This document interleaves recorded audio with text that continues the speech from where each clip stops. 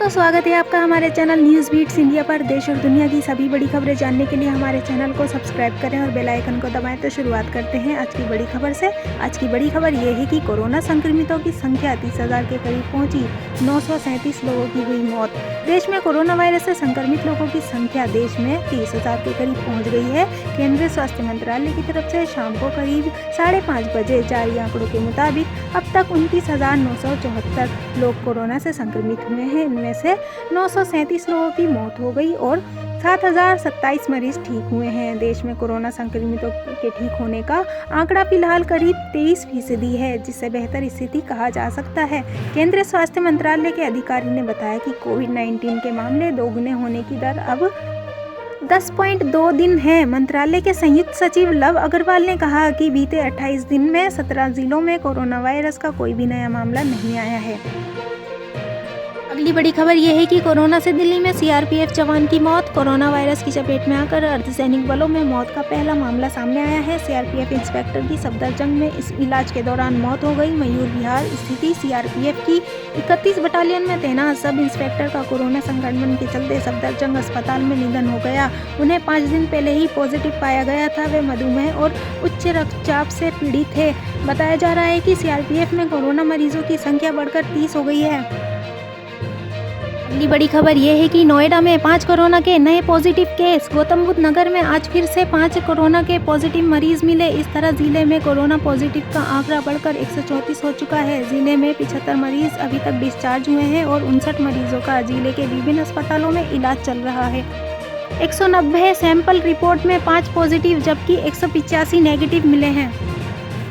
अगली बड़ी खबर यह है कि प्लाज्मा थेरेपी पर स्वास्थ्य मंत्रालय ने किया आगाह। स्वास्थ्य मंत्रालय ने कहा कि प्लाज्मा थेरेपी को लेकर अभी प्रयोग चल रहा है। आईसीएमआर स्पष्ट करना चाहेगा जब तक कि नैदानिक अनुसंधान और ट्रायल्स को लेकर कोई अप्रूवल नहीं दे देता है, तब तक प्लाज्मा थेरेपी से संबंधित किसी भी दावे को करना अनुचित होगा। कुछ समय के लिए ये रोगियों के लिए कुछ भी जोखिम भरा होगा। आईसीएमआर पहले ही इस पर अध्ययन कर रहा है। अगली बड़ी खबर यह है कि मनीष सिसोदिया ने कहा बोर्ड की बची हुई परीक्षाओं को करना संभव नहीं। इंटरनल नंबरों के आधार पर पास किए जाएं स्टूडेंट्स। कोरोना वायरस की वजह से एजुकेशन सेक्टर बुरी तरह से प्रभावित हो रहा है। कोरोना वायरस के चलते सभी कॉलेजेस और स्कूल्स बंद हैं। बोर्ड की परीक्षाएं भी कोरोना लॉकडाउन के चलते स्थगित कर दी गई थी। ऐसे में स्टूडेंट बेसब्री से बोर्ड परीक्षाओं की नई तारीखों का इंतजार कर रहे हैं। वहीं अब बोर्ड परीक्षाओं को लेकर एक बड़ी खबर सामने आई है। समाचार एजेंसी पीटीआई के मुताबिक दिल्ली के उप मुख्यमंत्री मनीष सिसोदिया ने मानव संसाधन विकास मंत्री रमेश पोखरियाल से कहा कि कोरोना वायरस से पनपे मौजूदा हालातों में 10वीं और 12वीं के पेंडिंग बोर्ड एग्जाम आयोजित करना संभव नहीं है। अगली बड़ी खबर यह है कि मुंबई के धारावी में कोरोना से आज 4 की मौत और 42 नए मरीज सामने। कोरोना संक्रमितों का आंकड़ा बढ़कर 330। देश में कोरोना वायरस का कहर बढ़ता जा रहा है। भारत में कोरोना संक्रमितों का आंकड़ा करीब 29,000 तक पहुंच गया है। अब तक 900 से ज्यादा लोगों की मौत हो गई है। इस बीच एशिया के सबसे बड़े स्लम मुंबई के धारावी में सोमवार को कोरोना के 42 नए मामले सामने आए और इस दौरान 4 लोगों की मौत हो गई। इसके साथ ही धारावी में संक्रमितों का आंकड़ा 330 पहुंच गया है। वहीं अब कुल 18 लोगों की यहां पर मौत हो चुकी है। अगली बड़ी खबर यह है कि मुस्लिम विक्रेताओं से सब्जी ना खरीदो कहने वाले विधायक को बीजेपी ने लगाई लताड़। नड्डा बोले ऐसे बयान बर्दाश्त नहीं। पूर्वी उत्तर प्रदेश के देवरिया जिले के बरहज विधानसभा सीट के बीजेपी विधायक सुरेश तिवारी को पार्टी ने कड़ी फटकार लगाई है। बीजेपी अध्यक्ष जेपी नड्डा ने कहा कि ऐसे बयान को पार्टी कतई बर्दाश्त नहीं करेगा। सुरेश तिवारी का बयान वायरल होने के बाद पार्टी अध्यक्ष जेपी नड्डा ने इस तरह के बयान के लिए उत्तर प्रदेश भाजपा को तुरंत कार्रवाई करने को कहा। इसके बाद यूपी बीजेपी ने विधायक सुरेश तिवारी को कारण बताओ नोटिस जारी किया है। इसके साथ जेपी नड्डा ने सभी बीजेपी नेताओं को इस तरह की टिप्पणी करने से मना किया है।